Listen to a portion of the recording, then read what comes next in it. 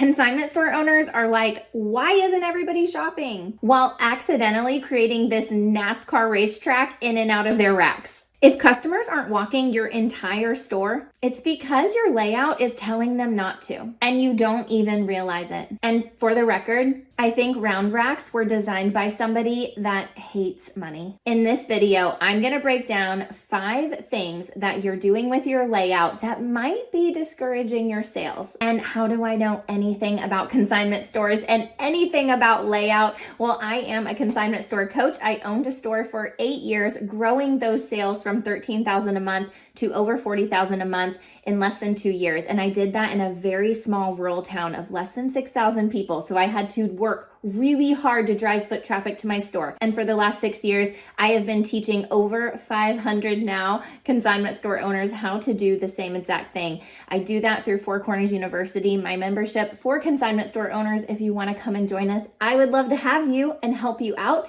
And today we're going to talk about layout. The very first thing that I see literally all the time is consignment store owners and resale store owners wanting to act like a boutique. Now, we've talked about this in depth in another YouTube video, but it's so important when it comes to layout and sales per square foot. Boutiques tend to have their racks extremely spread out. They tend to have a lot of displays instead of coordinating all of the items into a local area. Every boutique that I know also has clothes on the wall, and I see this everywhere in consignment, is that we think, oh, I like the look of the boutique, so I'm gonna put my clothes on the wall also. I also see with boutique style layouts that the inventory goes in like one flat level. Everything is at eye level, just like a boutique, because they have space and they have room. They have the margins to do that.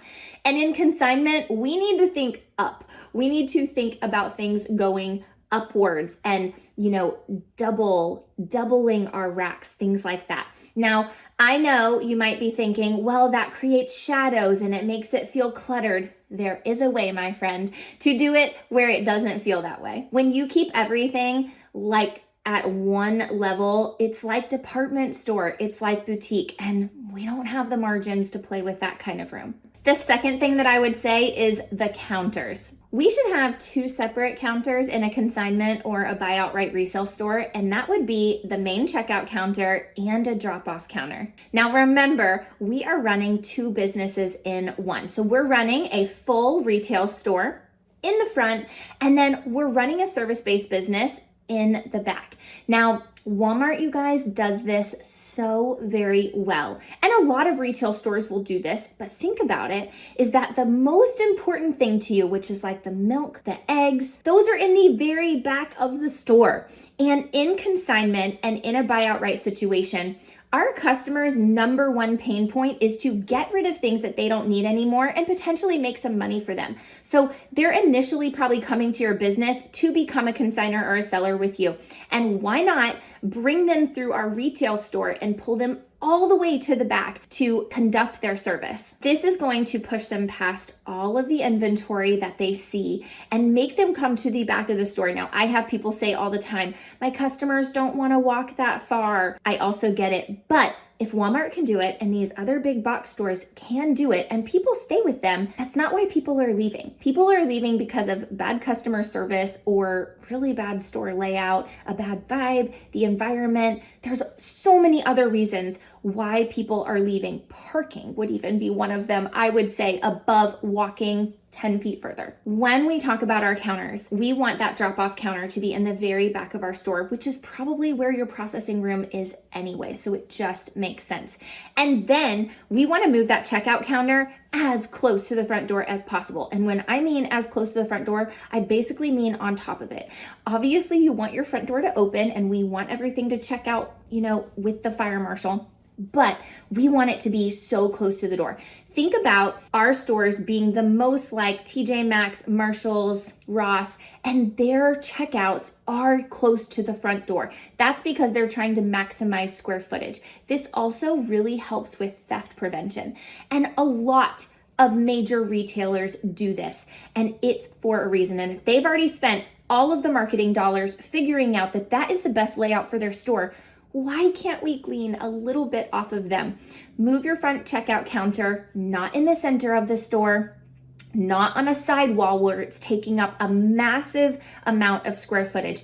Get that thing off of the wall and move it to the front, even if it's in front of a window. And the third is going to be round racks. And I'm gonna say it as I'm rolling my eyes because I think that the person who made round racks hates making money. Now, boutiques can get away with this. Department stores can get away with this. Not only do they have way more profit margin to work with than we do, but they also tend to have the space. Listen to me. If you only take 1 point away from this video, I would say get rid of the round racks. My goodness, also get rid of those 4-way racks, 8-way racks. Get rid of those things. They are doing nothing but taking up the most precious, valuable sales per square footage for you. But here's what they actually do.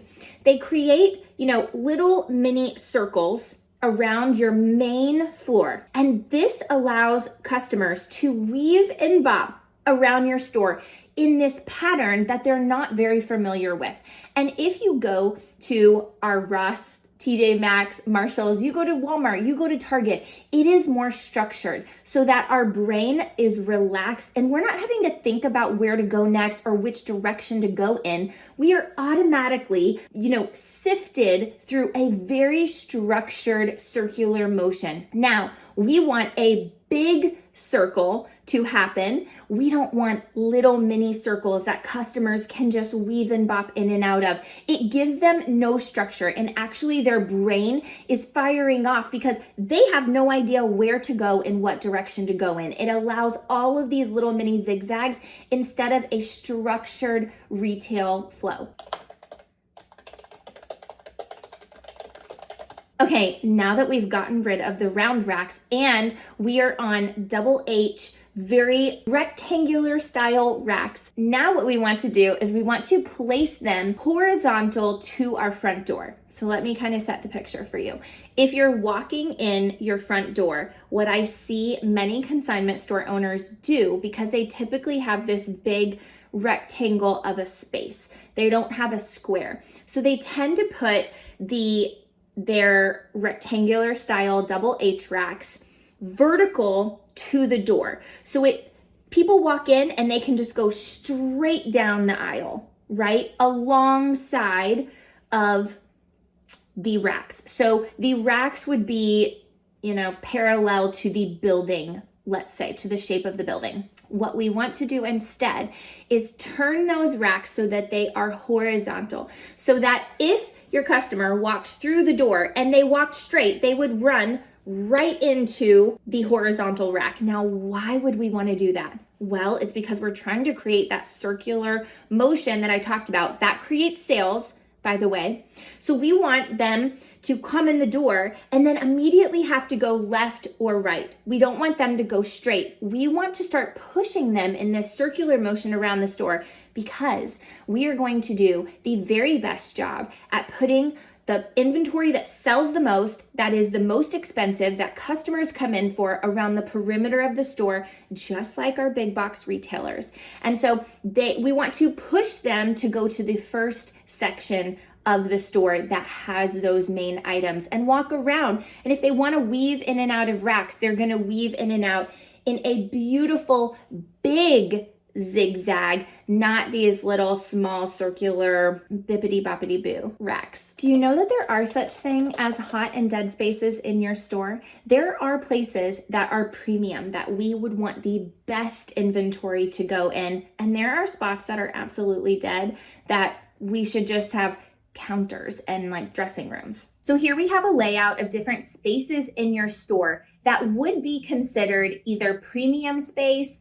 great space, average space, or negative space. Those are your dead zones. Now, if we think about this initial bottom P box being the very front door of your store, typically customers are going to walk in and that is a premium zone. And that's where we typically have our decompression zone. So 3 to 4 feet in front of them when they walk in the door is this like wow section. And it tends to be small, but these could be great little grab and go items, wholesale. This is a great space to put holiday inventory, your seasonal rotative inventory. And then what retail statistics show us is that majority of people come into the store and they go right, even if they're left-handed. So right when we walk in the door, that is a premium hotspot. That is a great place to put high-end inventory. And then you want to push them to the right-hand side of your store, which is another spot for premium inventory. And as we go up the store, more premium inventory here. Now, as we get into that back right-hand corner, that is considered a negative space. So we like to tend to put dressing rooms there, or that's where a drop-off counter would be great to be. Something that is not as sought out. Now, as we're turning the corner to the store in the very back, we have very average space. Now, I want this to be you to think in a consignment or resale buy outright terminology. If we're looking at having that drop-off counter in the very back of our store, we can put it in one of the negative spaces in the back left-hand or the back right-hand corner, and we can use that average space so when they turn around, now they are ready to shop. And that center is right where we can hit them with something good. As we come back up the left-hand side of the store, we have average space and then great to that front left-hand counter. And I really love to put the checkout counter in this spot that's labeled great. And why? Well, we don't want to put it in the premium spot. We don't want them to be shopping, we don't want a checkout counter to be in the premium space.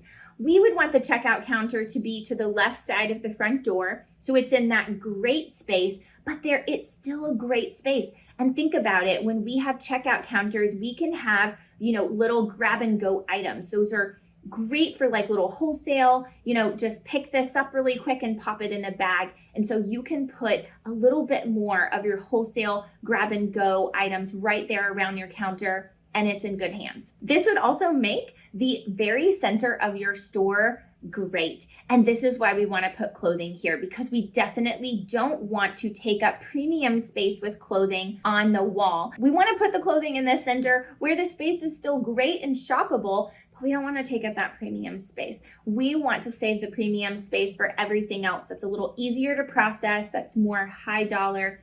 Think shoes and handbags or accessories, jewelry, or for my children's stores, we're thinking baby equipment, toys, shoes. I can't even tell you how much layout matters in your store, especially if you are a consignment and resale store and you're really looking at getting your sales per square foot up, which we all should. We tend to have smaller spaces. That's what we can afford as a very small business owner. The most we can maximize the space, the better. Now, if you want help with that, I do layout reviews every single week in Four Corners University. I also have a full layout training where I will show you the optimized layout for a women's store, a children's store, or an everything store if you take a little bit of it all. And I'll walk you through how to do that, how to map it out, and then you can get my personalized help any week that you want. All you'll have to do is register for the coaching call, measure out your store, and I will do a full review. I pop it into Canva and I tell you exactly what layout I think would be best for your particular space. And then we can make small changes over time. You can also come on these group coaching calls and get in your store live when we're on the call, and we will walk around your store together and I will give you pointers of things that you could change immediately to make more money in your store. If you want my help, I'm here, I'm available. Come on into Four Corners University and get the help that you need to maximize your square footage. I hope that this video was helpful. And if you have all round racks in your store, it's nothing against you personally. It's just against those racks themselves.